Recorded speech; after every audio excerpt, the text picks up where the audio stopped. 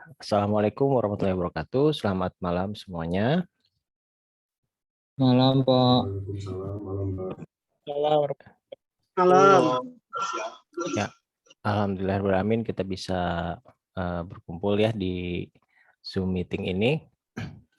Walaupun online kita bisa mengadakan kuliah ya, kuliah dengan materi di malam hari ini adalah teknologi sebagai alat pencipta kebaruan ya.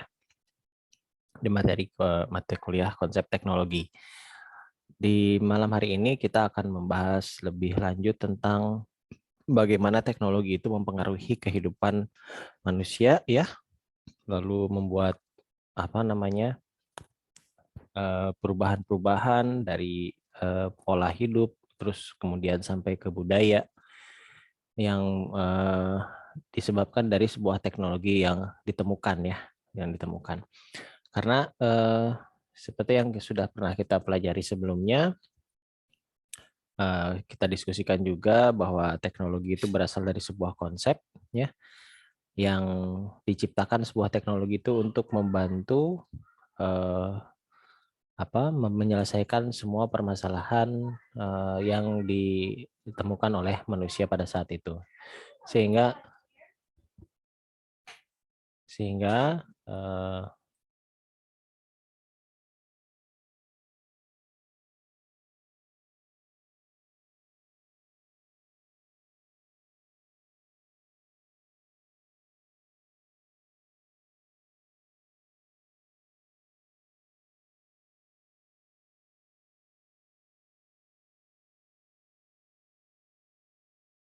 oke, mohon maaf ada trouble sedikit. Ya, saya lanjutkan. Teknologi diciptakan untuk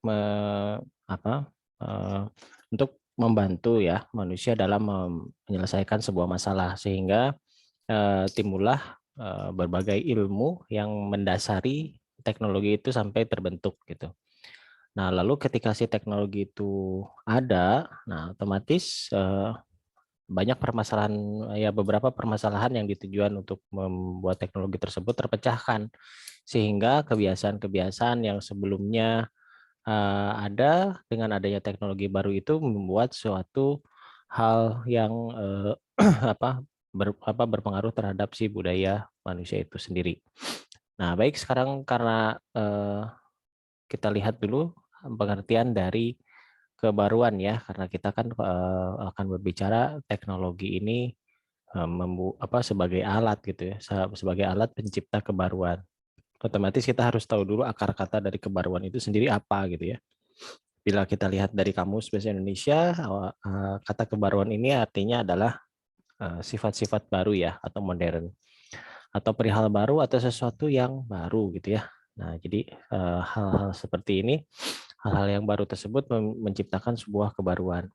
Sehingga kalau kita sudah mengerti pengertian dari kebaruan, maka kita bisa tarik kesimpulan, karena kita juga sudah tahu pengertian dari sebuah teknologi itu apa ya.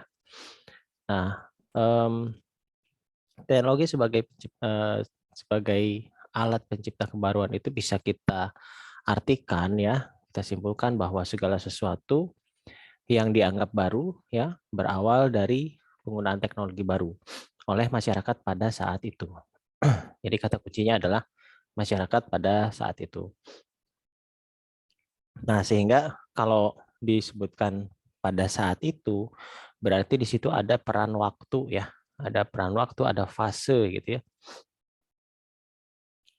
Ada fase-fase waktu di mana teknologi itu berjenjang, atau teknologi itu dimulai dari yang paling sederhana, kemudian berkembang pesat menjadi lebih kompleks, dan yang tadinya mungkin bisa memecahkan satu atau dua permasalahan, dengan berkembangnya sebuah teknologi itu bisa memecahkan permasalahan lebih dari satu, lebih dari banyak masalah yang diselesaikan. Nah, sehingga dengan lebih mudahnya kehidupan, ya otomatis ini menciptakan kebaruan-kebaruan yang baru, artinya menciptakan sebuah ide-ide baru, membuat konsep-konsep baru, sehingga bisa membuat sebuah teknologi yang lebih baru lagi, seperti itu. Nah, berangkat dari kata kunci itu ya, pada masyarakat saat itu artinya ada waktu gitu ya, ada waktu, ada fase gitu ya. Nah, di sini seorang ilmuwan bernama Alvin Toffler dalam bukunya The Third Wave yang dia terbitkan tahun 1980. Beliau membagi sejarah, menurut beliau membagi sejarah menjadi perkembangan sejarah teknologi menjadi 3 gelombang. Nah, karena mereka ya beliau hidup di tahun abad 20 ya, di akhir tahun abad 20, maka beliau memang menyimpulkan perkembangan teknologi di abad 20 ya, di akhir abad 20 sampai batas abad 20, artinya sampai tahun 2000 saja. Jadi menurut beliau ada 3 gelombang, gelombang ke-1, gelombang kedua, dan gelombang ketiga, di mana masing-masing gelombang ini memiliki ciri khas tertentu yang diakhiri di abad 20. Nah, berarti kalau misalnya kita sekarang berada di abad 21, ya ini sudah di luar dari tahap 3 gelombang perkembangan sejarah ini. Masuk ke tahap selanjutnya ya, tahap selanjutnya di luar dari gelombang ketiga ini. Mungkin sekarang berarti masuknya ke gelombang keempat. Baik, di sini saya akan bahas dulu sedikit satu-satu ya. Gelombang pertama itu apa ya? Ya, menurut Alvin Toffler bahwa beliau menyebutkan small is beautiful. Maksudnya segala dari pada saat ini ya masyarakat pada saat itu dia berkembangnya menjadi sebuah kelompok-kelompok kecil. Nah, kelompok-kelompok kecil di sini belum terbentuk menjadi sangat besar atau belum terbentuk menjadi sebuah desa gitu ya, atau sebuah wilayah begitu yang isinya sebuah pemukiman. Karena di gelombang ke-1 di sini dimulai dari sebelum Masehi, fase sebelum Masehi sampai 1790 ya, 1790 atau sekitar abad ke-18. Dan memang di akhir gelombang ke-1 ini sudah terbentuk peradaban ya di beberapa tempat. Tapi memang ada di beberapa tempat pun masih saja belum terbentuk sebuah peradaban ya. Jadi masih ada peradaban nomaden lah kalau misalnya kita bicara seperti itu. Nah, di gelombang pertama ini masih banyak gitu ya yang masyarakat itu menggunakan masyarakat ya sudah mulai bertani gitu ya. Sudah bertani tapi menggunakan baterai alam, artinya memanfaatkan sumber daya alam ya. Memanfaatkan sumber daya alam itu seperti matahari begitu ya, seperti api, seperti itu air gitu ya. Memanfaatkan untuk di bidang pertanian. Terus teknologi bidang pertanian pun masih sederhana yang ditujuannya untuk mencukupi sebuah keluarga saja gitu ya. Jadi makanya di sini untuk disebut juga small is beautiful tuh karena memang fokusnya hanya ke sebuah keluarga saja. Nah, sehingga pada saat itu di awal-awal gelombang pertama ini eh, tidak ada, maksudnya tidak ada konsep barter ya, tidak ada konsep bertukar, tidak ada pasar gitu, ataupun ada tapi tidak terlalu penting gitu. Karena skupnya hanya skup kecil keluarga atau bahkan cuman sekitar satu suku gitu ya, atau satu klan saja begitu. Artinya di sini kalau misalnya penyebarannya itu juga karena masih terbatas, jadi hanya ruang lingkup yang sangat kecil ya. Berkelompok gitu, manusia sudah berkelompok. Tapi di sini ada sebuah konsep keluarga, pengertiannya adalah keluarga besar. Jadi misalnya dalam satu desa itu dianggapnya sebagai suatu keluarga besar. Nah, jadi sehingga mereka bercocok tanam itu hanya untuk keperluan satu keluarga besar tersebut atau satu desa tersebut tanpa harus bertukar dengan desa lain. Nah, sehingga di sini bila ada satu desa yang mengalami musibah ya, berarti desa lain itu sebetulnya tidak tidak bisa jadi tidak terikut ada musibah ya. Jadi misalnya kalau ada wabah pun gitu ya, satu desa biasanya desa lain masih aman karena memang dari segi jaraknya pun masih jauh gitu ya, masih bersifat terisolir, tidak ada barter di sana, tidak ada pasar, jadi kan tidak ada pertukaran ya, tidak ada eh, apa adanya ya pertukaran antara barang atau jasa seperti itu. Nah, baru mungkin di pas akhir-akhir di abad-abad yang tahun abad-abad 19, bukan abad 19, abad-abad ke-18 ya, mulai 15 18 gitu ya.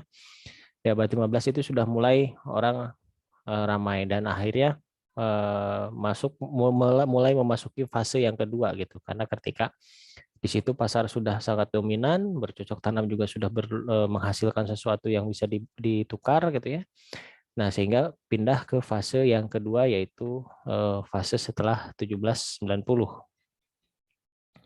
Nah, di sini fase 1790 sampai 1970-an. Fase kedua di sini eh, diistilahkannya adalah Big is Beautiful dengan ciri-ciri masyarakat industri. Ya, jadi yang tadinya masyarakat itu fokusnya terhadap apa namanya pertanian ya, hasil alam. Nah, sekarang sudah mulai masuk ke industri. Karena pada saat ini juga sudah dimulai sebuah revolusi industri dengan ditemukannya mesin ya, dengan ditemukannya mesin uap, terus dengan ditemukannya bahan bakar fosil ya. Nah, akhirnya mesin-mesin dirancang untuk memproduksi sesuatu secara massal, sehingga adanya pabrik-pabrik ya. Di sini lebih ke masyarakat industri. Jelas di sini perubahannya sangat signifikan, kebiasaan masyarakat pun signifikan berubah gitu ya. Nah, di sini mempengaruhi sesuatu hal yang baru lagi, menimbulkan suatu hal yang baru lagi dengan komunikasi-komunikasi yang baru yang sebelumnya hanya berbicara saja, sudah menggunakan postel per kertas ya, artinya berkirim surat. Nah, kemudian juga sudah memahami tentang tepat waktu itu apa gitu ya. Dan manusia saat itu mendominasi bumi ini gitu ya, mendominasi alam di bumi ini. Nah, di sini ketika manusia itu memiliki teknologi baru ya seperti yang pada saat itu mesin uap ya, terus bisa memanfaatkan eh, energi dari fosil gitu seperti minyak gitu atau batu bara, terjadi pemborosan sumber daya alam gitu ya. Ya, dan terjadi urbanisasi dari desa pindah ke kota gitu ya. Dan kemudian juga terjadi juga penjajahan ketika terjadi perebutan sumber daya gitu ya. Ya, dasarnya penjajahan itu sebetulnya hanya ingin menguasai sumber daya alam yang ada seperti itu. Timbullah penjajahan dan juga ada perlawanan ya dari pergerakan kemerdekaan seperti itu. Nah, sehingga tahun-tahun ini, tahun gelombang kedua ini adalah di mana adanya Perang Dunia ke-1 dan Perang Dunia kedua ya. Nah, di sana menunjukkan bagaimana sisi buruk dari manusia ketika ingin menguasai sesuatu ya, ingin menguasai sesuatu, digunakan sebagai cara segala macam cara dan akhirnya terjadi peperangan. Namun setelah perang itu berakhir banyak yang berubah gitu ya, banyak yang berubah, banyak yang sadar gitu ya, sehingga diatur teknologi itu untuk digunakan secara baik gitu ya, secara baik, mulai berpikir seperti itu. Kita tahu juga pernah terjadi bom nuklir di Jepang deh, Hiroshima Nagasaki sekitar tahun 1945, itu salah satu teknologi yang saat itu merupakan teknologi baru dan digunakan untuk sebagai alat musnah massal ya, alat musnah massal. Dan saat itu kan memang benar-benar terjadi perang ya, dan titik dari situlah mulai manusia mulai perang mulai berakhir, orang sudah mulai berpikir bagaimana bangkit dan bisa memanfaatkan teknologi dengan lebih baik gitu ya. Lalu setelah tahun 70-an, nah pada saat ini kan sudah mulai ditemukan komputer ya, masuk ke fase gelombang ketiga, di mana komputer di sini sudah teknologi komputer, elektronik, komunikasi, informasi semuanya meningkat dengan pesat, dan perang pun sudah berakhir begitu ya. Ketika perang berakhir, manusia lebih kreatif. Nah, dengan kreativitas yang tinggi ini menghasilkan teknologi-teknologi baru dengan sangat pesat. Makanya di sini gelombang ketiga fasenya sebetulnya cuma sebentar ya, sekitar 30 tahunan, tapi pencapaian teknologi yang diperhatikan dibandingkan fase sebelumnya itu sangat signifikan, sangat berbeda gitu. Memang mungkin dari pengaruh ketika setelah selesai perang manusia sudah mulai berpikir ingin berhidup lebih baik gitu.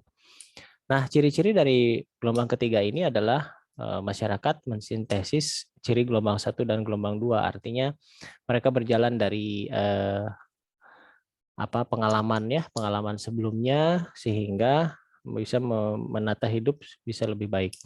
Nah, kemudian ada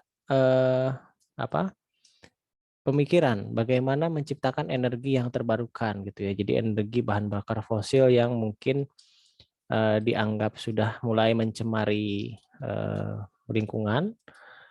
mulai berpikir para ilmuwan mencari alternatif energi lain seperti panel surya, seperti itu ya, panel surya atau tenaga dari angin, dari air ya, membuat bendungan, membuat pembangkit listrik ya, yang sumber tenaganya dari air atau dari angin seperti itu ya. Bahkan dari nuklir gitu ya, bahkan dari nuklir sehingga dibuatlah pembangkit tenaga listrik ya, karena saat ini juga sudah listrik sudah ditemukan sehingga lebih luas perkembangannya. Kemudian karena teknologi saat ini sudah sangat pesat itu ya perkembangannya, beberapa dari sisi konsumen itu bisa memproduksi barang sendiri karena dengan artinya konsumen bisa menjadi produsen juga gitu ya, dengan teknologi yang ada, dengan dukungan teknologi yang ada bisa terjadi seperti itu. Lalu terjadi juga deurbanisasi. Terbalik nih ya, pada saat ini sudah mulai orang-orang yang di kota pindah ke desa ya, mencari tempat yang lebih luas untuk berkembang daripada di kota itu sendiri. Karena memang kalau dilihat dari jumlah penduduk yang semakin bertambah dan peluang di perkotaan itu semakin eh, tinggi ininya persaingannya ya, orang sudah mulai banyak yang berpikir mencari sesuatu yang lebih tenang, lebih luas itu di pedesaan sehingga terjadilah deurbanisasi dan pemekaran wilayah ya, yang tadinya mungkin wilayahnya masih belum banyak orang, ketika orang sudah mulai masuk ke desa-desa, desanya makin berkembang, malah terjadi pemekaran wilayah gitu. Ada desa baru, ada wilayah baru, bahkan ada provinsi baru ya. Jadi kayak semacam penyebaran manusia mulai terjadi gitu ya, karena manusia mulai terjadi peningkatan sangat pesat atau bisa disebut pada fase ini tuh ada fase baby boomer ya, ketika fase setelah perang banyak keluarga-keluarga yang memiliki anak itu banyak, bisa sampai 10 orang gitu ya, 11 gitu ya. Karena pada saat itu memang ada pengaruh dari efek setelah perang gitu ya. Setelah perang itu efeknya eh, apa namanya? Perkembangannya malah lebih pesat dari sisi kelahiran, tingkat kelahiran, karena tingkat kematian juga mulai rendah karena perang sudah berakhir. Nah, terjadi deurbanisasi terus ya karena makin banyak ya orang cari space yang lebih luas di pedesaan. Kemudian menonjolkan keterkaitan yang menyeluruh, globalisasi mulai terdengar pada saat ini, ada keanekaragaman ya, karena memang orang makin banyak, kebutuhan makin meningkat, otomatis teknologi pun makin bervariasi ya, makin bervariasi sehingga menciptakan hal-hal baru seperti itu. Lalu karena sudah mulai sadar nih manusia bahwa berkembangnya makin pesat dan sadar bahwa sumber daya alam itu pasti habis apabila tidak dikelola dengan baik, sehingga ada konsep hemat sumber daya alam gitu, hemat sumber daya alam supaya yang menjaga kelangsungan hidup manusia lebih lanjut ya gitu, tidak habis hanya gara-gara dimakan oleh manusia itu sendiri seperti itu. Baik, sampai sini saya akan kasih kesempatan dulu untuk yang mau bertanya, silahkan ya, sebelum kita masuk ke slide selanjutnya. Silahkan, siapa yang mau bertanya mengenai fase 3 gelombang dari perkembangan teknologi ini. Kalau ada yang mau bertanya, silahkan raise hand atau bisa juga ketik di chatnya ya.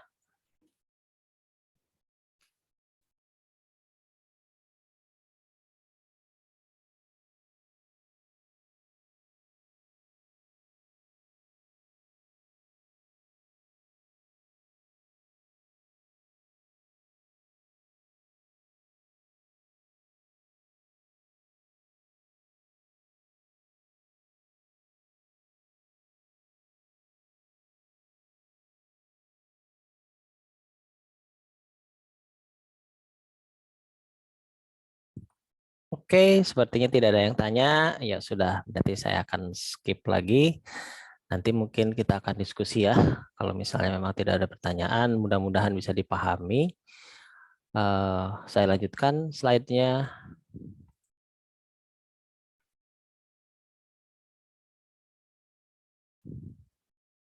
Ya, sekarang saya akan membahas beberapa teknologi penting yang ditemukan di masa lalu yang impact-nya sangat besar gitu ya, sangat besar dan sangat bahkan sampai sekarang pun masih masih berkembang dan digunakan ya gitu. Seperti yang paling dasar itu seperti api ya. Penggunaan api gitu ya. Material penggunaan api ini banyak menciptakan teknik-teknik baru, terus bahkan bisa menciptakan teknologi-teknologi baru dari penggunaan api ini sendiri. Di awalnya api ini hanya digunakan untuk sebagai penerangan, sebagai penghangat gitu ya, sebagai penghangat tubuh ya. Lalu juga bisa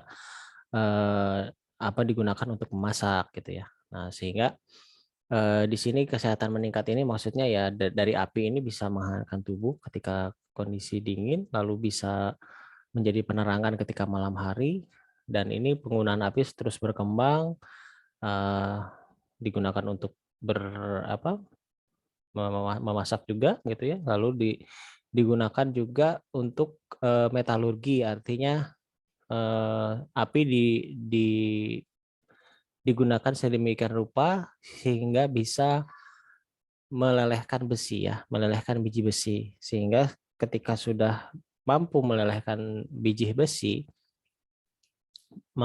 mulai terjadi pembuatan perkakas ya, alat-alat dari besi yang digunakan ya tentunya untuk menunjang kehidupan manusia itu sendiri seperti itu.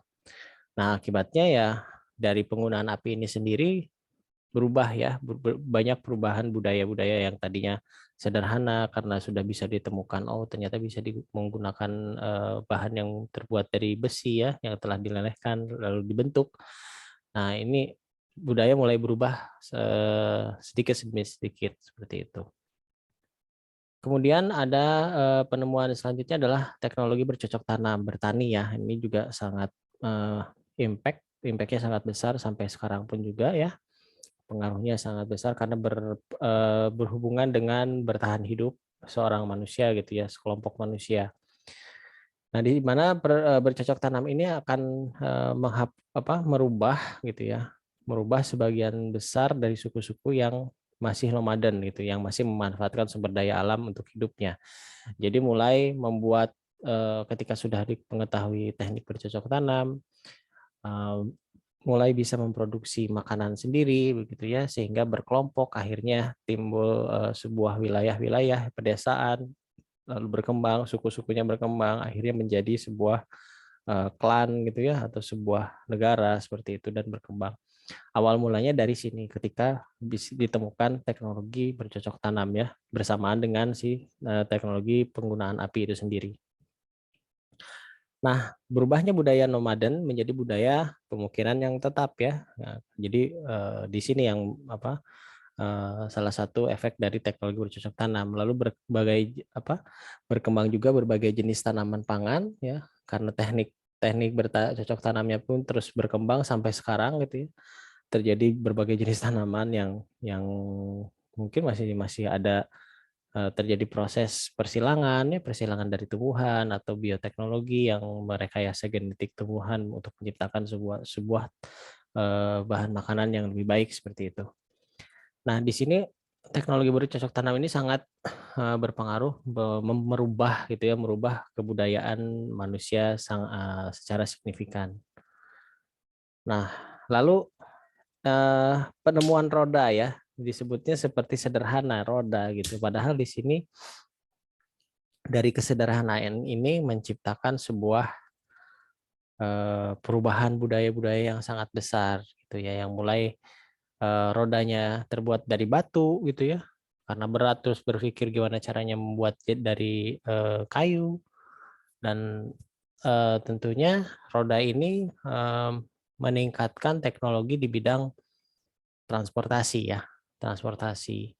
Nah, jadi orang bisa bisa menjelajahi wilayah gitu ya dengan alat transportasi, dengan sebuah teknologi transportasi. Nah, dengan semakin besarnya peluang untuk membuka daerah-daerah baru tentunya, nah di sini akan terbuka hal-hal baru, ditemukan hal-hal baru. Di sini juga menghasilkan sebuah kebaruan lagi seperti itu. Nah, dengan berkembangnya teknologi transportasi dan komunikasi pun juga berkembang, akhirnya terjadilah perubahan budaya yang disebabkan mungkin dari hal yang simpel seperti penemuan roda gitu ya, dari sederhana. Dipadukan tentunya dengan penemuan-penemuan yang lain ya, penemuan-penemuan yang lain di bidang mesin gitu ya, di bidang bahan bakar dan di bidang energi gitu. Nah, kemudian ada penemuan tentang mesin uap ya. Nah, penemuan tentang mesin uap ini eh, menjadi cikal bakal revolusi industri. Nah, kenapa disebut revolusi? Apa sih bedanya revolusi dengan evolusi ya? Nah, kalau revolusi itu perubahan yang masif, perubahan yang cepat gitu, perubahan yang besar tapi terjadi dengan sangat cepat. Makanya disebutnya revolusi. Tapi kalau evolusi itu perubahannya sangat lambat dengan waktu yang sangat lama. Nah, terjadi revolusi industri, terjadi perubahan yang sangat drastis dari eh, di masyarakat industri ini ya tentunya menimbulkan ya transportasi yang baru, industri pabrik-pabrik yang baru bertumbuhan ya ada gitu ya banyak mulai mulai masif. Lalu ada juga peningkatan produktivitasnya yang tadinya tidak melibatkan mesin, menggunakan mesin, produktivitas makin naik. Ya tentunya yang menguasai mesin yang menjadi yang berkuasa sehingga ada munculnya kelas buruh, majikan, kapitalisme, lalu muncul juga berbagai masalah lingkungan ketika terjadi ketika penggunaan bahan bakar fosil pada mesin uap itu yang berlebihan ya akan mesin uap itu menghasilkan asap yang sangat tebal ya seperti kita contoh gambarnya seperti ini baik itu kapal laut atau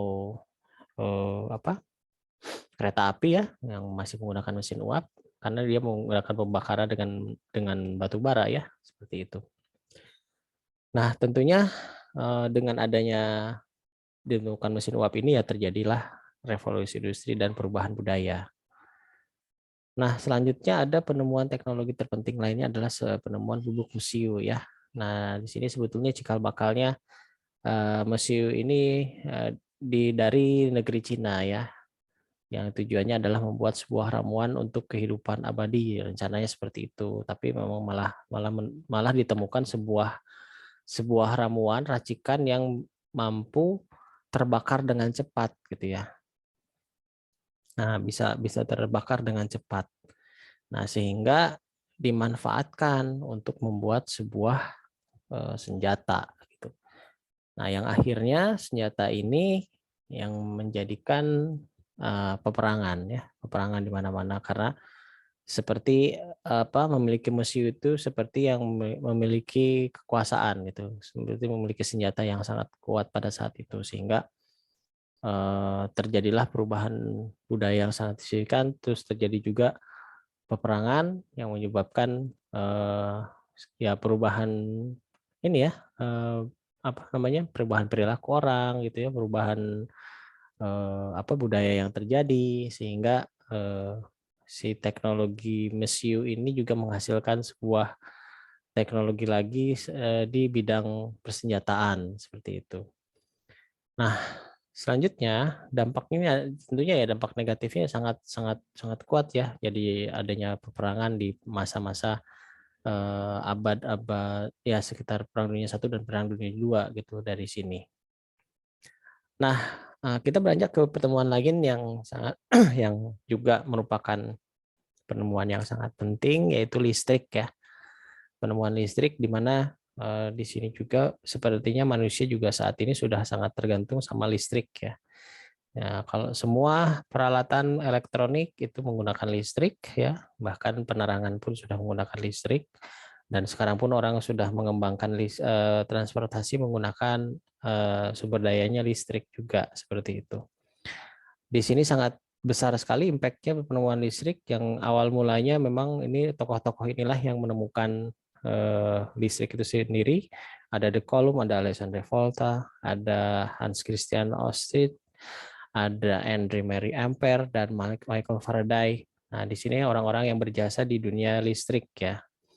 ketika mereka mengamati sebuah pergerakan elektron dari atom ke satu dengan atom yang lain yang bisa menghasilkan listrik ya. Nah, karena di sini awal mulanya dari kan listrik itu dari pergerakan elektron ya, dari pergerakan elektron, makanya menjadi namanya tuh electricity, elektron gitu. Nah, sehingga alat-alat yang menggunakan pergerakan elektron inilah yang disebut sebagai perangkat elektrik ya, gitu, perangkat elektronik seperti itu. Nah, sebetulnya masih banyak ya beberapa penemuan yang sangat berpengaruh ya, tapi dari yang tadi saya paparkan itu sebagian besar yang memang signifikan gitu ya di perkembangannya di abad 20 ke bawah. Nah, sekarang kita masuk ke abad 21 yang pembicaraannya adalah di luar dari bahasan Alvin Toffler ya. Ketika di sini abad 21 itu disebut sebagai abad digital karena digitalisasi di segala bidang. Karena di sini komputer juga sudah berubah ya menjadi suatu hal yang biasa gitu ya, hal yang istilahnya sudah menjadi kebutuhan ya. Kalau dulu mungkin komputer suatu hal yang eksklusif ya, ketika di akhir abad 20 itu memiliki komputer seperti memiliki sesuatu hal yang eksklusif, barang yang mahal. Sementara saat ini komputer sudah bisa diintegrasikan ke sebuah ponsel ya, ke dalam sebuah ponsel sehingga menjadikan smartphone sehingga setiap orang bisa hampir setiap orang bisa memiliki sebuah komputer ya.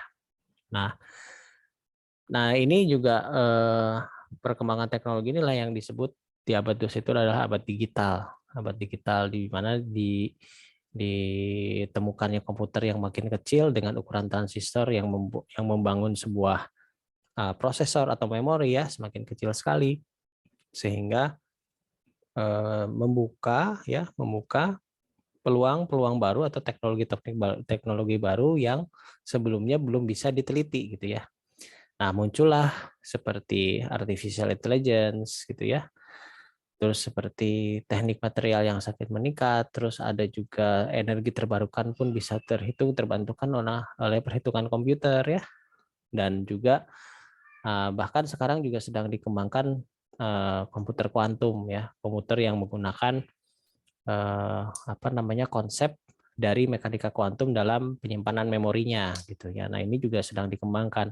Apabila ini sudah terrealisasi, maka ya tentunya kapasitas dari sebuah komputer akan sangat signifikan meningkatnya dan prosesor pun kinerjanya akan semakin meningkat dan tentunya pasti akan memunculkan kebaruan-kebaruan yang lain ya. Teknologi AI juga semakin meningkat, teknologi nuklir juga ditingkatkan seperti itu, dan tentunya komputer terintegrasi dengan internet menghasilkan alat-alat baru yang kita kenal alat-alat yang IoT ya, IoT atau Internet of Things, jadi alat-alat yang terhubung dengan internet seperti itu. Nah, jadi bisa kita lihat di sini begitu ketika ada teknologi baru, maka teknologi yang lama itu tergantikan ya, dan dari teknologi baru ini memunculkan konsep-konsep baru, memunculkan suatu kebaruan sehingga manusia makin berpikir, makin berkembang, makin kreatif dan budayanya pun berubah gitu. Itu terus berlangsung menjadi siklus teknologi. Ketika sebuah teknologi baru ada, memunculkan konsep baru, lalu memunculkan teknologi yang baru lagi, terus seterusnya sampai ya berkembang ya, sampai mungkin ya selesai gitu. Kalau tidak ada lagi peradaban, mungkin baru teknologi itu selesai. Baik, materinya sampai di sini. Sekarang kita masuk ke diskusi ya. Silahkan yang mau bertanya, saya persilahkan. Kita diskusi tentang teknologi yang berkembang saat ini atau yang mempengaruhi kehidupan kita saat ini. Silahkan, saya persilahkan dulu untuk yang bertanya ya.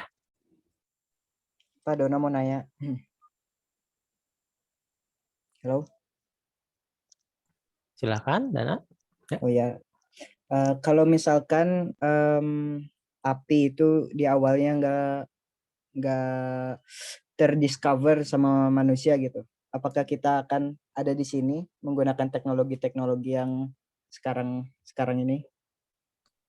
Ya, pasti ya, karena itu dasar gitu ya. Sepertinya api itu teknologi dasar ketika bertahan hidup gitu. Dan itu yang menyebabkan rentetan peristiwa-peristiwa baru ya. Ketika si api tersebut ternyata bisa dimanfaatkan menghasilkan sebuah karya baru seperti itu. Ya kalau misalnya sampai api tidak ditemukan ya berarti kayaknya nggak akan mungkin ada peradaban ya seperti itu. Nggak akan survive gitu ya. Seperti itu. Oke, ada lagi yang lain atau ada ya orang yang lain mau menambahkan atau berdiskusi silahkan. Mau bertanya Pak, Boleh silahkan. Dari siapa ini? tadi kan sempat disinggung teknologi abad 21 prosesor ya Pak ya. Ya, Nah, kan dari setiap prosesor itu ada yang namanya clock speed kan. Nah, ada kan prosesor yang bisa di overclock. ya betul. Contohnya kayak saya pakai Ryzen 3 kan bisa di overclock dari 3,1 ke 4,1. Nah, kenapa di pabrikannya itu Pak di lock itu enggak jadi fitur yang common aja gitu? Apakah karena ada masalah lain selain isu overheat Pak? Oh iya, oke. Tentang isu overclock ya. Oke. Ya, langsung saya jawab ya. Jadi isu overclock itu sebetulnya memang sudah berkembang ketika komputer itu dibuat ya, ketika prosesor itu dibuat. Nah, kenapa sih pertanyaannya tidak dibuat sebagai fitur saja ya? Kok bisa di overclock? Jadi gini, overclock prosesor itu berhubungan kepada durability dari si prosesornya. Jadi kemampuan atau bahan yang kemampuan bahan bertahan secara lebih lama gitu. Jadi kalau misalnya prosesornya mampu mencapai kecepatan katakanlah 3.000 gitu ya, atau 3 ya dulu sih kalau sekarang udah hitungannya ke 3.000 MHz atau 3,1 ya. Nah, kayak gitu. Maka yang dirilisnya itu nggak akan 3,1, pasti di bawahnya mungkin jadi 2 gitu ya, atau 2,5. Kenapa? Untuk spare gitu ya, spare dari si kemampuan si prosesornya. Bila prosesor itu dimaksimalkan gitu ya, maka ada hal-hal yang harus di-upgrade supaya menjaga si prosesor itu tetap baik gitu. Bisa saja kan karena isu prosesor itu kan sebetulnya kumpulan dari transistor ya, transistor yang dialiri listrik gitu, yang dialiri listrik. Nah, lalu si transistor itu memunculkan kode-kode 0101 gitu. Semakin banyaknya transistor dan semakin banyak listrik yang mengalir di sana, otomatis semakin panas kan gitu. Nah, hal tersebut eh, harus diimbangi oleh pendingin. Jadi kalau misalnya yang overclock itu pasti harus pendinginnya lebih baik supaya menjaga si prosesornya akan tetap baik gitu. Nah, itulah menjadi alasan kenapa prosesor yang diproduksi atau yang dijual secara umum itu pasti di downgrade, nggak dimasukkan ke maksimalnya. Nah, karena kalau dibuat maksimal berarti ada hal-hal lain yang harus ditingkatkan dan itu kan bisa mempengaruhi terhadap suatu produk ya. Kalau produknya misalnya dimaksimalkan dan baru beberapa durability-nya sekitar atau 6 bulan atau 1 tahun sudah hancur ya berarti akan apa namanya akan menjadi tidak berguna gitu. Nah, itulah alasannya kenapa dibuat clock speed-nya tuh di bawah dari kemampuan clock speed yang asli gitu. Supaya si durability dari si prosesornya lebih terjaga. Seperti itu alasannya sebetulnya. Begitu ya untuk Rafil ya. Siapa dimengerti? Ya, ada lagi yang lain yang mau menambahkan atau mau bertanya silakan. Pak, izin bertanya dong Boleh silakan. dengan Doni. Iya, gimana? Eh, Berarti kalau ngelihat di slide yang tadi ya Ya. terkait penemuan bubuk mesiu ya yang tadinya niatnya bukan mau buat bahan peledak ya. Iya, betul. Berarti boleh dong dikatakan bahwa eh, si teknologi ini tuh tidak terkonsep gitu Pak. Jadi mengandalkan try and error gitu kan seperti itu. Terus Ya. yang kedua mungkin di dunia industri itu kita sering mengenal metodologi ya pengukuran.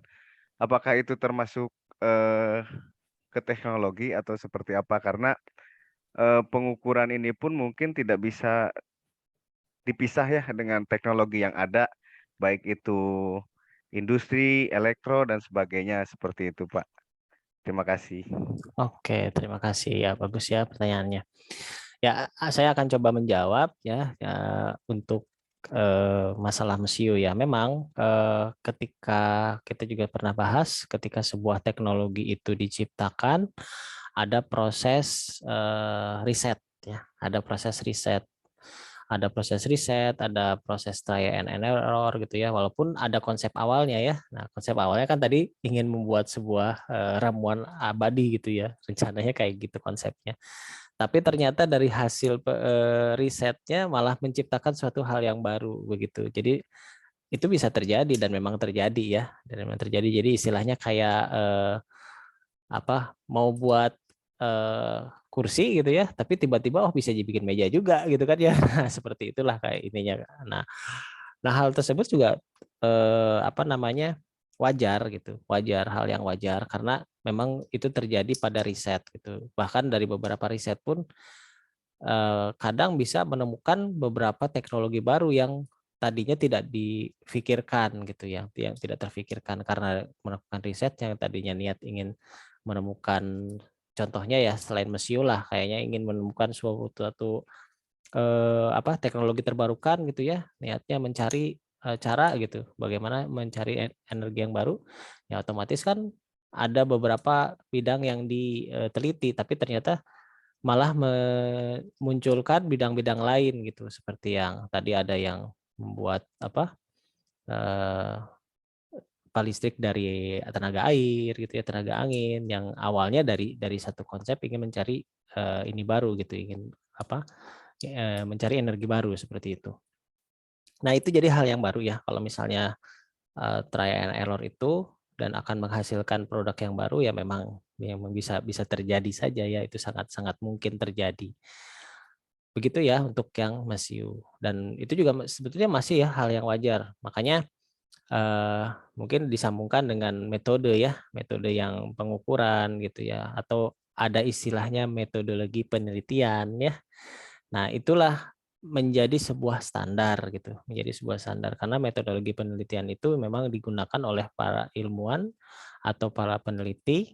Ya, peneliti ini bukan berarti orang-orang yang harus ada di lab ya, oleh siapapun sebetulnya bisa menjadi peneliti gitu yang menerapkan metodologi penelitian. Kenapa sampai keluar kata-kata metodologi penelitian? Karena ada beberapa penelitian yang memang langkah-langkahnya harus berurutan gitu, harus ini dulu gitu, sehingga disusunlah sebuah metodologi gitu. Dan hal tersebut sebetulnya tidak baku ya, tidak baku gitu.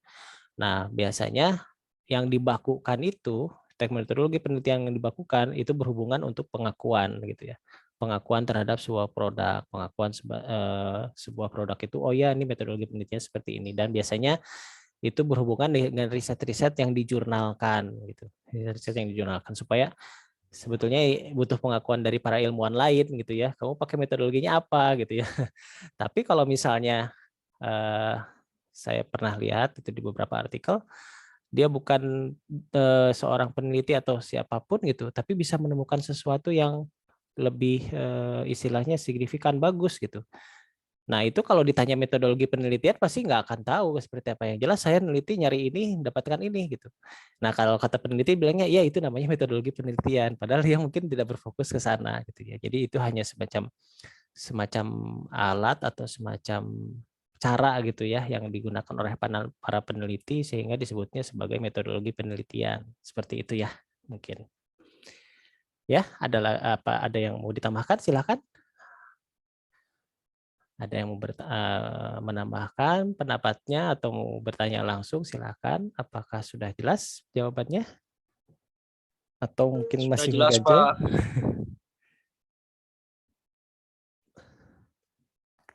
Pak, saya mau bertanya lagi, boleh, Pak? Boleh, silakan. Yuk, biar rame kelasnya.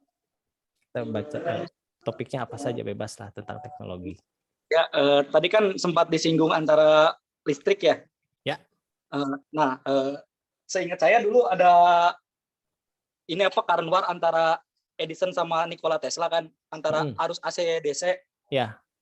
Nah, kenapa yang digunakan di industri itu konsepnya DC-nya dari Edison, bukan menggunakan listrik temuan Tesla, Pak? Ini kalau kita ngomongin Tesla ini ngomongnya sama politik sebetulnya ya. Enggak, karena memang kejadiannya begini, Tesla itu memang seorang jenius gitu, seorang jenius yang bisa menemukan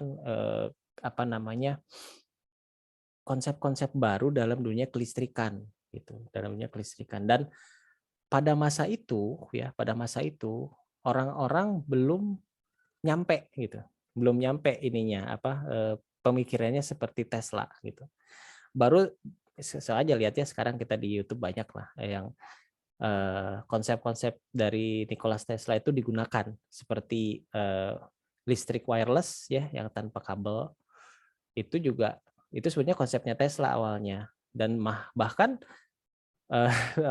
kemarin itu saya pernah lihat di suatu acara televisi di BBC itu mereka melakukan penelitian itu langsung dan memang bekerja gitu, bisa bekerja. Jadi seperti waktu itu Nikola Tesla membayangkan listrik itu bisa dialirkan tanpa menggunakan kabel gitu ya, wireless seperti itu, dan ada konsepnya.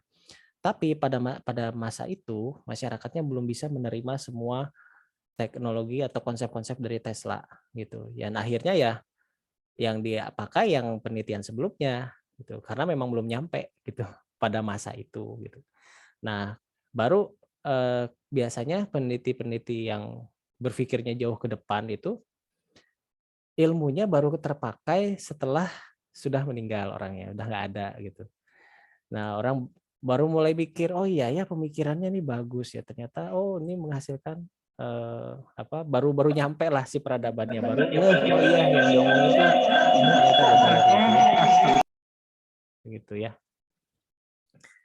Nah, memang itu terjadi di dunia teknologi ya, seperti konsep yang pernah saya cerita Copernicus ya, yang memiliki konsep bahwa bukan konsep sih, dia meneliti bahwa bumi itu mengelilingi matahari. Nah, pada saat itu kan orang-orangnya belum nyampe mikir ke sana, malah dianggap ancaman gitu. Nah, itu yang terjadi dengan Nikola Tesla juga, sama ketika pada masa itu orang belum paham konsep Nikola Tesla. Sama ketika Einstein juga. Pada zaman Einstein itu orang belum mengerti tentang teori relativitas seperti apa. Nah, setelah jauh baru relativitas itu ternyata ini, dan membuka ilmu-ilmu baru dan bisa dihubungkan dengan teori mekanika kuantum. Akhirnya menimbulkan sebuah ini baru, membuat ilmu-ilmu barunya bahkan setelah si ilmuannya meninggal ya. Ya seperti itu ya. Jadi tidak hanya Nikola Tesla, tapi ilmuwan-ilmuwan lain pun mengalami hal yang serupa ketika masih hidup gitu ya. Nah, pas sudah meninggal baru ngeh, oh ya ternyata lebih bagus ya konsepnya gitu. Nah, seperti itulah yang terjadi. Begitu. Komputer juga sama loh ya, nantilah saya kan ada satu materi ya, kita akan ngebahas tentang teknologi komputer, itu sama itu. Ceritanya mirip-mirip lah kayak Tesla. Jadi yang penemunya sudah meninggal, baru orang-orang ngeh gitu, ternyata itu benar gitu yang diomongin sama si penemunya gitu. Dan diteruskanlah, ada legasinya seperti itu. Sama itu terjadi juga di bidang komputer seperti itu. Oke, ada lagi? Apakah sudah cukup? Ini jelas jawabannya atau ada yang ingin menambahkan? Silakan. Oke, ada yang di chat room. Dari Siti, oke. Izin bertanya, pernah membaca artikel tentang penciptaan zat gas freon CFC yang pernah merusak lapisan ozon dan sudah di stop penggunaannya, tetapi kenapa sekarang banyak penggunaan berkaca yang pernah melelehkan sebuah mobil tidak diusut dan tidak ada tentang riset-riset teknologi atau maksudnya apa ya? Ada bangunan-bangunan berkaca yang pernah melelehkan sebuah mobil tidak diusut. Kalau nggak salah itu kasusnya sudah diusut deh itu. Yang bangunan berkaca tapi dia ngelengkung Jadi malah dia ngebentuk semacam cermin cekung kan. Nah, si cermin cekungnya jadi dia ketika pas pagi hari memfokuskan si matahari ke bawah gitu dan bisa melelehkan si mobil, itu diusut itu kalau nggak salah. Sampai akhirnya si pemilik gedungnya itu menutup si kacanya akhirnya. Kacanya ditutup dengan bukan pakai kaca lagi gitu. Nah, terus apa ini? Tidak disebut ya tentang riset-riset teknologinya kalau boleh tahu. Padahal sama-sama merusak lapisan ozon. Apa ya? Ini yang dipertanyakan adalah bangunan berkaca atau efek rumah kaca karena berbeda. Ini berbeda. Efek rumah kaca dengan bangunan berkaca itu suatu hal yang berbeda ya. Memang sama-sama ada kata-kata kaca tapi beda artinya beda itu. Jadi kalau bangunan berkaca ya udah itu bangunan yang menggunakan kaca dan itu tidak berpengaruh terhadap kerusakan ozon dengan jumlah bangunan yang berkaca itu gitu ya. Karena tidak menghasilkan efek rumah kaca ya gitu. Efek rumah kaca itu terjadi ketika CO2 gitu ya, CO2 yang ada di atmosfer itu meningkat gitu. Sehingga panas yang datang dari matahari masuk ke dalam bumi yang seharusnya sebagian itu terpantulkan lagi keluar bumi itu tertahan oleh CO2 tersebut. Nah, jadi si CO2 itu yang menyebabkan global warming gitu. Nah, makanya disebut sebagai efek rumah kaca itu apa? Sama ketika membuat sebuah rumah kaca untuk gardening ya, untuk bercocok tanam kan ada rumah kaca ya. Itu sama konsepnya untuk membuat si ruangan menjadi hangat itu dibuatlah kaca-kaca ya, bisa kaca atau plastik sih. Fungsinya apa? Jadi ketika ada cahaya masuk gitu, terus si panasnya tidak mudah hilang gitu. Dia akan terpantul berada di dalam. Nah, itulah efek rumah kaca gitu. Ya memang kadang-kadang suka dihubungkan dengan kenapa ya ozon nih gara-gara orang bikin banyak bangunan berkaca. Enggak, sebenarnya enggak ada hubungannya itu ya. Enggak ada hubungannya dengan bangunan berkaca dan ozon gitu. Jadi yang hubungannya adalah dengan CO2 yang ada di udara gitu. Dan memang katanya CFC atau freon itu merusak, tapi sampai sekarang masih ini sih masih dipakai ya. Dan ternyata bukan itu yang merusak secara signifikan. Yang merusak secara signifikan adalah CO2, gas hasil pembakaran bahan bakar fosil yang menyebabkan suhu bumi naik itu karena memang itu gitu. Nah, ya jadilah orang mulai berpikir mencari teknologi energi terbarukan untuk mengurangi CO2 yang ada di udara gitu. Nah, akhirnya mulai ada konsep-konsep kayak bahan bakar yang dari air, dari hidrogen, dari listrik. Tujuannya itu untuk mengurangi mengurangi efek rumah kacanya sepertinya, seperti itu. Oke. Apakah ada yang ingin menambahkan atau memang sudah jelas nih jawabannya? Saya pertanyaannya juga agak mungkin itu yang saya bisa tangkap ya. Mungkin salah atau bagaimana pertanyaannya? Oke, sudah. Baik. Ada lagi kah yang mau bertanya? Silahkan kita diskusi tentang teknologi.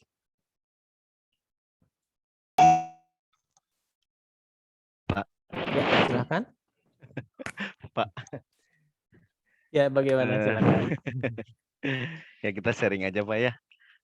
Yang penting masih ada korelasinya ya dengan. Iya, apa masalah.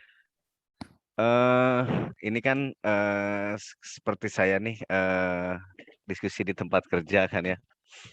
Tadi kan sempat disinggung metalurgi ya, karena Ya, betul. ya di tempat kerja saya juga ada kan Ya. pembentukan aluminium dari melting gitu kan. Ya. Sehingga dari obrolan yang ngalor ngidul gitu kan, karena ada beberapa masalah gitu seperti adanya porosity, shrinkage dari hasil inject melting itu kan ya, sehingga kita berdiskusi masalah metalurgi gitu kan. Terus saya pernah baca ya walaupun dari sekedar candaan gitu kan ya, kalau beberapa abad ke belakang itu zamannya siapa tuh? Majapahit tuh kan dulu ada yang pembuat keris itu loh, Pak. Oh ya, betul. Nah, kadang gini saya tuh apa iya Indonesia tuh sebenarnya dulunya itu pun hebat-hebat gitu orangnya. Oh iya, Cuman nggak ada penulis saja gitu kan. Sekarang bikin keris yang katanya dari batu meteor kan itu juga ada kan di artikel bahkan ya. di ini sejarah gitu kan ya. Mm-mm, betul. Kalau menurut saya tuh itu padahal hal yang sangat luar biasa gitu Ya, betul. dibanding dengan apa temuan-temuan di luar negeri sana gitu kan ya seperti itu. Udah gitu di masa itu lagi kan eh, membuat apa keris ya namanya metalurgi kan pasti digetok di seperti apalah dipanaskan seperti itu ya Ya, Pak ya. betul. Sehingga katanya kalau ya mungkin agak lebay juga sih si sejarahnya itu butuh sekian purnama untuk membuat lengkungan jadi tujuh Hmm, lengkungan keris itu gitu kan ya, sehingga betul. akhirnya dikaitkan dengan politik di masa itu gitu kan Oh ya. seperti itu. Nah, apa mungkin gitu dulu tuh emang bangsa kita gitu khususnya Indonesia eh, pun tidak kalah hebat gitu dengan ilmuwan-ilmuwan di luar sana gitu Pak. Iya. Seperti itu pertanyaan saya. Terima kasih. Oke, terima kasih. Wah, menarik nih. Sudah mulai ada yang kepancing mengenai masa lalu ya. Sebenarnya saya memancing-mancing ini sih dari tadi, tapi nggak ada yang nanya ya. Tapi akhirnya ada yang nanya tentang masa lalu. Nah, memang kalau dipikir lagi, dikaji lagi,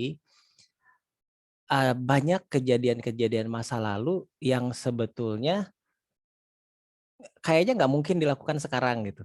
Sulit untuk dilakukan sekarang. Sehingga menimbulkan pertanyaan, jangan-jangan masa lalu itu teknologinya lebih bagus gitu, lebih canggih dibandingkan masa sekarang.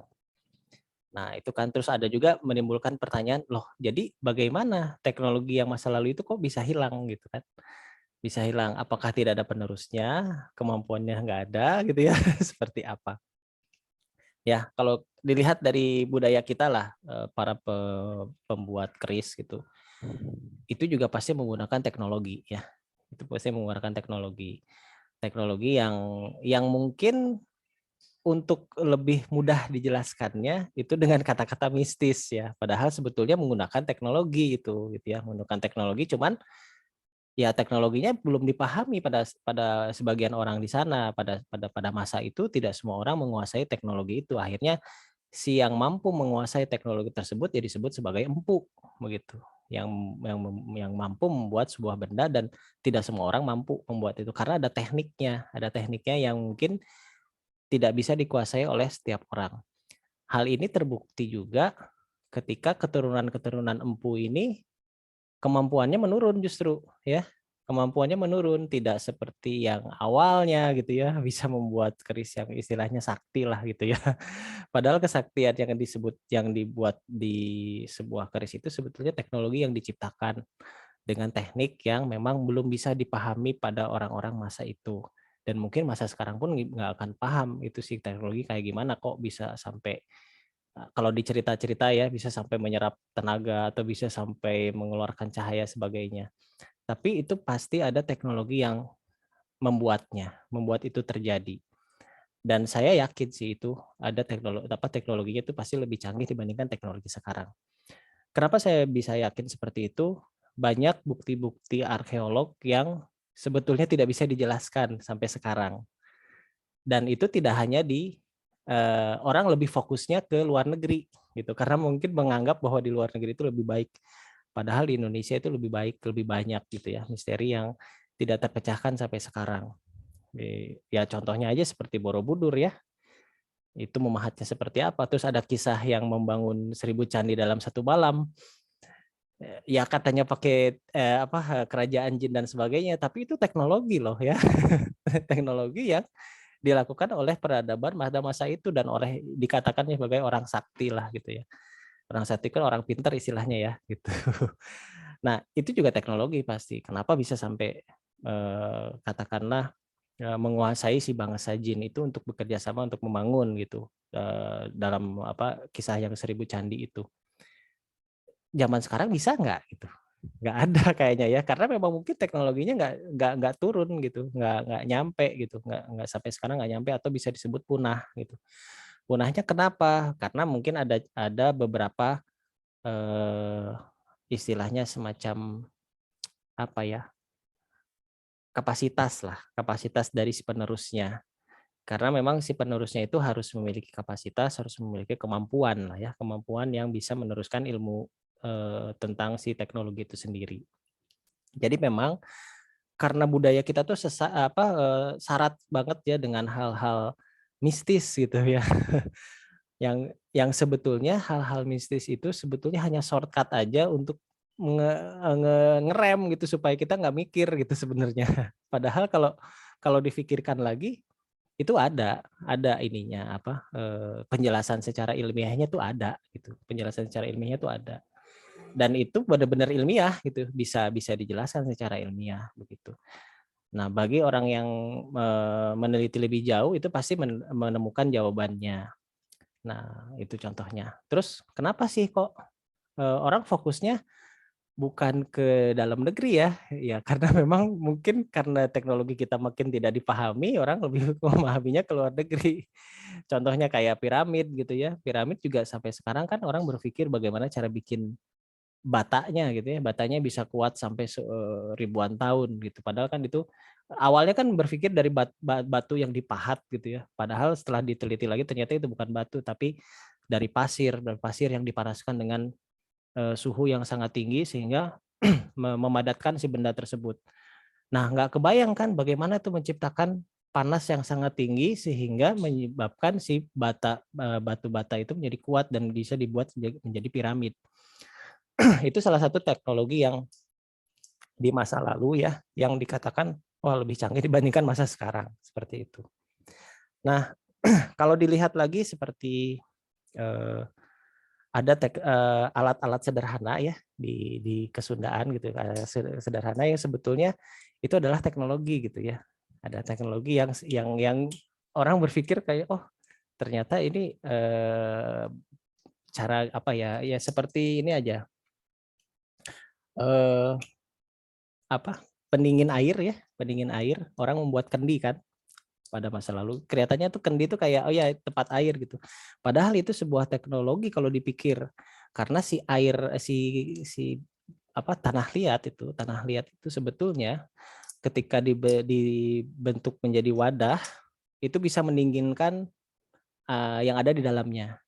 Nah bayangkan sudah ya silakan ini dicobain ya cari air ditaruh di kendi dengan air yang ditaruh di plastik itu pasti beda lebih dingin yang di kendi ya. Berarti pada masa itu orang sudah berpikir oh ini ada material yang bisa mendinginkan benda gitu. Nah cuman tidak diulik sampai sana. Terus kayak alat pemasak nasi ya kalau orang Sunda bilang mah asupan kayak gitu ya.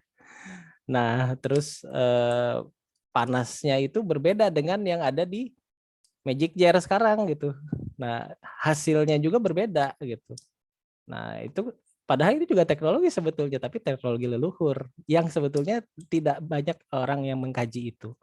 Dan sekarang orang sudah mulai ke sana, mulai ada jawaban-jawaban ternyata wah ini lebih bagus, lebih efektif dibandingkan alat yang diciptakan sekarang. Nah, itu dari hal-hal yang sederhana, hal yang simpel terkadang terlewatkan dan makin membuktikan bahwa memang leluhur kita tuh sebetulnya memiliki teknologi yang sangat tinggi gitu dibandingkan yang sekarang tentunya seperti itu. Mungkin pernyataan ini masih aneh gitu, tapi silakan carilah bukti-bukti tentang teknologi itu lebih canggih di masa lalu itu sudah sangat banyak dan terungkap. Mungkin pernah dengar nggak ada piramida di Indonesia? Ada yang pernah dengar belum? Yang di Garut Pak ya? Sadahurip, terus Gedung Padrang ya, Gunung Padang. Orang lain bilangnya itu Gunung Padang, padahal itu sebuah bangunan yang tingginya lebih tinggi dari piramida Giza dan lebih tua umurnya. Itu menjadi perdebatan karena memang terancam ya, beberapa orang yang mengatakan bahwa teknologi masa lalu itu primitif gitu. Terancam ketika ke discover ternyata ini punya teknologi yang lebih tinggi dibandingkan masa lalu, masa sekarang gitu. Nah, karena terancam ini makanya saya bilang ini hubungannya sama politik nih begitu. Karena ada pihak-pihak yang mungkin itu tidak mau terungkap karena berhubungan dengan apa namanya? Ya bisa jadi dengan gelarnya gitu ya, karena dia menemukan sejarah lebih ini, ternyata setelah ada sejarah baru, oh jadi terancam nih ininya, teori-teorinya. Bisa saja seperti itu. Begitu ya. Pak, Jadi, gimana? berarti bisa disimpulkan dong pada zaman dulu itu kebalikan antara di kita di Indonesia dengan di luar sana ya. Ya, Kemungkinan kalau ngelihat dari situ kan yang namanya sejarah gitu ya. ya. Berarti kan sepertinya di Indonesia tuh waktu itu kurang kurang orang yang menjadi penulis itu ya. Bisa Ada jadi yang di ya. sana gitu kan Heeh, seperti itu tuh. Kalau heeh. yang kayak tadi yang kasus apa Empu Gandring itu kalau misalkan ada penulisnya, oh itu Udah jadi apa ya udah jadi master sinetron berapa pondri seri ya. itu. Jadi master pondri itu Iya benar. casting master Benar. bukan casting expert lagi itu Pak. Iya betul. Seperti itu dan ya itu saya juga pernah baca artikel yang di Cianjur itu ya Gunung Padang ya. Ya Gunung Padang. Malah itu dari 5.000 tahun yang lalu begitu digali dari kedalaman 5.000 ya pasirnya dibawa ke Belanda gitu kan. Iya, Ternyata bener. makin tua malah. Tapi kok dihentikan. Nah itu Iya saya itu. juga sepakat sepertinya sih kasihan yang apa peneliti yang dulu gitu kan. Ya betul. Karena banyak tantangan. Karena di sini juga di Indonesia kan ada peneliti mandiri kan yang melakukan hal itu. Dan Betul. mereka sudah ngebuktikan sama geolistrik, sama apa, ditemukan di bawahnya itu ternyata bukan bangunan yang apa namanya, bangunan alami gitu. Jadi itu sebuah bangunan yang dibentuk gitu. Karena ada bentuk-bentuknya ketika sudah di geolistrik itu. Nah ini memang luar biasa ya. Sebetulnya di Indonesia itu banyak sekali gitu. Dan ternyata nggak hanya satu di Indonesia tuh. Itu baru ketahuan 2 gitu. Yang di Sadahurip gimana gitu. Itu juga sama gitu. Nah, banyak gitu ya, masih banyak dan maka ada juga beberapa ilmuwan dari luar negeri malah menyimpulkan bahwa dulu tuh di Indonesia adalah sebagai pusat peradaban. Itu pusat peradaban. Ada yang menganggap bahwa ada Atlantis atau bahkan Lemurian seperti itu ya, ada peradaban yang sangat canggih di masa lalu dan itu bisa terjadi gitu. Ya, kita tinggal telusuri aja ya. Nah, terus kan nanti kalau dilihat ya kita pikirkan aja dilihat secara logika ya, secara logika lah. Indonesia letaknya di mana? Di Katulistiwa ya. Nah, Katulistiwa itu posisi di mana iklim dan suhunya normal gitu. Iklim dan suhunya normal di mana semua kebutuhannya ada. Dari mulai apa? Kebutuhan akan air gitu kan, ada laut, ada kepulauannya gitu ya. Semuanya lengkap. Dibandingkan dengan katakanlah negara yang di luar, yang subtropis atau itu dari sumber dayanya aja kurang gitu kan ya, sumber dayanya kurang ketika mereka membuat apa dibandingkan dengan Indonesia sangat jauh gitu ya, sangat jauh sumber dayanya. Nah sehingga kan ada semacam perebutan sumber daya ya ketika orang sadar bahwa oh ini ternyata negeri yang sangat kaya ya terjadilah penjajahan gitu. Nah sebetulnya di balik itu kalau dilihat dari sudut geografisnya kita, berarti orang-orangnya makmur dong masa lalu. Makmur. Semuanya pasti lebih istilahnya damai gitu ya. Ketika orang sudah makmur, udah nggak mikirin perut, pasti mikirin yang lain kan, kreativitasnya naik gitu. Berbeda ketika orang masih berpikir tentang ya untuk memenuhi kebutuhan. Boro-boro mikirin riset gitu ya. Ini untuk mikirin besok makan pakai apa aja masih ada gitu kan. Dan itu malah terjadi di kita juga ya karena tingkat kemiskinan dan masih belum merata untuk di kita menjadi isu nasional. Nah, tapi kalau dilihat lagi, oh ya sebetulnya dari sisi geografis kita saja sudah menguntungkan. Ya berarti bukan hal yang tidak mungkin masa lalu itu peradabannya sumbernya ada di Indonesia, bisa saja gitu. Atau di sumber-sumber seperti lihat kayak peradaban Aztec atau Maya itu beradanya di Katulistiwa. Aztec atau Maya di daerah Brazil kan ya, itu berada di Khatulistiwa. Sama di situ juga kan aneh, kok ada bangunan piramid di tengah hutan gitu. Itu gimana cara bikinnya? Dan berbeda seperti piramid yang di Mesir. Kalau di Mesir udah kelihatan pakai batu bata. Kalau ini batu, batu beneran. Gimana caranya naruh batu di sana? Orang mulai mikir ke sana kan, berarti waduh ini bisa dilihat perkembangan peradaban-peradaban yang besar itu ternyata belum terdiscover yang ada di daerah-daerah Khatulistiwa. Yang terdiscovernya justru yang di luar, ketika di daerah Mesir, ya, Cina gitu ya, daerah-daerah atas. Ya karena memang orang lebih menonjolkan ke sana dulu dan belum nyampe mungkin penelitiannya sampai ke daerah Khatulistiwa. Baru terakhir-terakhir aja saya kemarin lihat tentang peradaban Machu Picchu, terus peradaban tentang Maya Aztec, ternyata hutan itu dulunya nggak ada sebuah kota besar, ternyata itu bukan kota-kota kecil. Nah itu suatu penemuan yang luar biasa dan hanya bisa ditemukan oleh alat-alat sekarang gitu, alat-alat geolistrik, alat-alat yang menciptakan, di kelihatan ada bentuk bangunan, ada apa gitu. Nah begitu ya, jadi terus dia berkembang dan jadi pertanyaan, kok kemana teknologinya kok hilang ya, berarti kan ada yang ada satu kejadian gitu ya yang membuat si teknologi itu hilang. Bisa saja ada semacam bencana besar gitu ya, bencana besar atau yang menyebabkan si peradaban itu benar-benar hilang seperti itu. Nah, memang seru sih kalau udah ngomongin masalah peradaban ya, akan menghasilkan teknologi yang lebih baru seperti itu. Oke, silakan. Ada lagi yang mau menambahkan atau bertanya, silakan.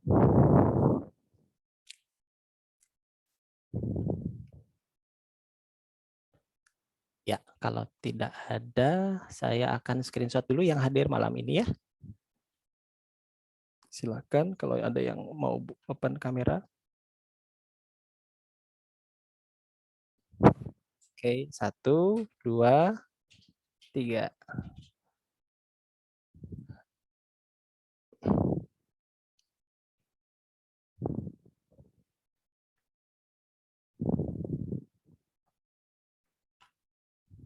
Oke, sebentar ya. Saya save dulu.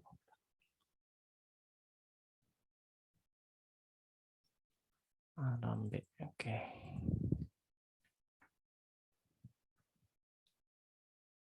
Iya, sebentar. Satu lagi, halaman yang kedua. 1, 2, 3.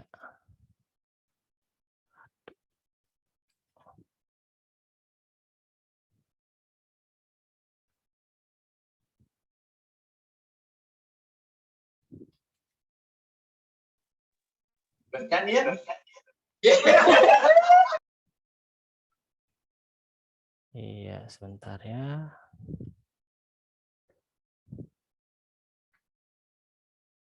Oke, sudah saya screenshot. Ya, di sini saya akan jawab lagi pertanyaan. Di sini tadi masih ada pertanyaan di grup chatnya. Tadi tentang siapa ini, dari Andri Setiawan, tentang dalam sistem operasi kenapa penggunaan standar yang menjadi Windows, padahal dari segi komplikasi lebih komplit macOS. Ya Windows itu hanya di Indonesia aja, kalau di luar negeri sih macOS sama Linux sebetulnya. Jadi dari customernya yang di Indonesia berkembangnya Windows gitu. Ya sistem operasi untuk ibu-ibu Windows itu. Enggak, memang benar. Saya serius ya, maksudnya Bill Gates itu memang memiliki konsep seperti itu. Jadi dia bagaimana menciptakan sebuah sistem operasi yang istilahnya ibu-ibu aja bisa pakai gitu. Nah, akhirnya dia bikin Windows yang bikin user friendly. Tapi resikonya memang dia tidak secanggih macOS. Karena apa? Karena Windows itu dia bisa dipasang di beberapa hardware yang berbeda-beda. Hardware-nya kan beda kan, bukan dari buatan Microsoft gitu. Nah itu yang menyebabkan dia lebih fleksibel, bisa digunakan oleh siapa saja, dengan harganya pasti lebih murah. Tapi memang kehandalannya turun gitu. Nah dibandingkan dengan macOS, tentu macOS dia hardware-nya diproduksi sendiri, OS-nya diproduksi sendiri, ya otomatis beda kelasnya gitu, kelasnya beda. Makanya kalau dilihat di luar negeri memang orang lebih banyak memilih macOS dibandingkan Windows. Tapi yang dikejar oleh Bill Gates itu bukan itunya, bukan kecanggihannya, tapi bagaimana dia menyebar lebih jauh gitu. Makanya dia pakai konsep kayak gitu. Gimana caranya bikin sebuah OS yang istilahnya bisa dipakai oleh orang yang sederhana seperti itu. Kalau Linux beda lagi ya. Kalau Linux itu lebih ke sistem operasi yang apa namanya, open source gitu. Open source berbeda dengan dengan Windows ya. Kalau open source itu dikembangkan oleh komunitas open source, komunitas yang bisa membagi-bagi si source-nya. Jadi orang bisa bikin OS sendiri kalau open source itu, karena kalau ngerti cara ngerubahnya itu bisa membuat OS sendiri seperti itu. Mungkin seperti itu ya jawabannya ya. Jadi Windows itu sebetulnya hanya berkembangnya ya mungkin di Indonesia aja ya. Kalau di luar gitu sebetulnya banyaknya pakai macOS. Jangan jauh-jauh, di Singapura aja orang-orang pada pakai macOS. Dan sekarang juga udah mulai masuk Indonesia juga, kalau di beberapa kota besar orang sudah mulai terbiasa menggunakan Macintosh seperti itu. Oke, sampai sini ada lagi yang bertanya? Oke, kalau tidak ada yang bertanya, ini juga waktunya sudah mau habis ya. Ini sudah pertemuan ketiga, jadi saya akan memberikan tugas ya, nanti tugasnya saya akan upload di Wastu Digital, nanti silakan dicek. Pengumpulannya adalah minggu depan, 1 hari sebelum kita kuliah ya. Berarti kalau Kamis kita kuliah, berarti pengumpulan terakhirnya di hari Rabu ya. Nah, itu sebetulnya hanya beberapa pertanyaan saja ya, isinya sebetulnya ya saya ingin melihat sejauh mana pemahaman tentang konsep teknologi. Jadi isinya sebetulnya lebih ke pendapat, bagaimana pendapatnya gitu ya. Nanti soalnya silahkan dibaca. Nggak banyak soalnya, jadi silahkan tugasnya ditulis tangan aja ya, tulis tangan lalu hasilnya difoto. Nanti setelah difoto lalu diupload ya. Jadi tidak akan habis sampai berapa berlembar-lembar lah ya, karena itu isinya sebenarnya cuma tanggapan atau apa namanya, pendapatnya mengenai beberapa isu tentang konsep teknologi. Nah, baik, mungkin itu saja. Ada lagi yang mau ditanyakan mengenai tugas? Mungkin ada yang mau ditanyakan atau tidak? Cukup jelas? Ya, kalau cukup jelas nanti tinggal dikerjakan. Ya, silakan. Gimana? Jelas. Oke, ya, sip. Baik. Oke, kalau sudah tidak ada lagi yang bertanya, saya akan tutup ya perkuliahan malam hari ini. Terima kasih banyak sudah mengikuti perkuliahan konsep teknologi di malam hari ini. Saya mohon maaf apabila ada kekurangan atau sesuatu yang kurang berkenan. Semoga ilmu yang kita pelajari malam ini bisa bermanfaat. Cukup sekian dari saya. Wassalamualaikum warahmatullahi wabarakatuh. Selamat malam. Waalaikumsalam warahmatullahi wabarakatuh. Saya close ya.